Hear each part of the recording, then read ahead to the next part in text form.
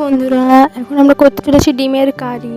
কী করতে হবে, প্রথমে ডিমটা সিদ্ধ করে নিই। চলো, ডিমটা সিদ্ধ হতে হতে এদিকে আমি মশলাটা ছাড়িয়ে নিই। মশলাটা ছাড়িয়ে নিলাম। দেখুন কী কী মশলা নিয়েছি: আদা, রসুন, পেঁয়াজ, টমেটো সবগুলো একসাথে ছাড়িয়ে নিলাম। দিয়ে আমরা এখন মশলাটা বেটে নিয়ে আসি। চলো,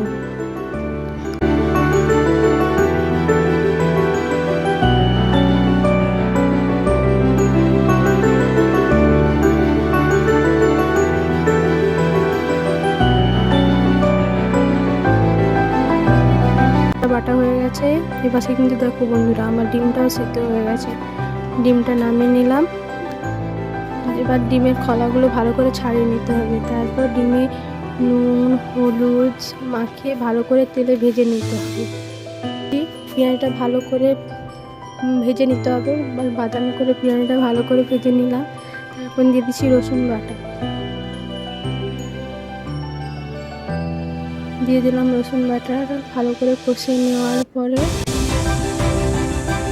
দিয়ে দিলাম টমেটোটা ভালো করে কষিয়ে নিতে হবে। নাহলে কিন্তু কষা গন্ধটা থেকে গেলে কিন্তু তরকারিটা খেতে খুব একটা ভালো লাগবে না। তার জন্য ভালো করে কষিয়ে নিতে হবে। তারপরে দিয়ে দিলাম আদা বাটা, তারপরে দিয়ে দিলাম লঙ্কা হলুদ। এটা এবারে ভালো করে কষিয়ে নিতে হবে। হালকা জল দিয়ে ভালো করে কষিয়ে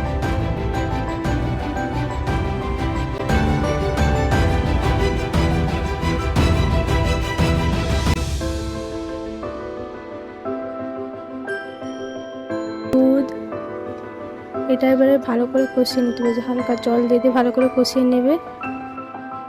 স্বাদ মতো নুনটাও দিতে হবে, নুনটাও দিয়ে দিলাম।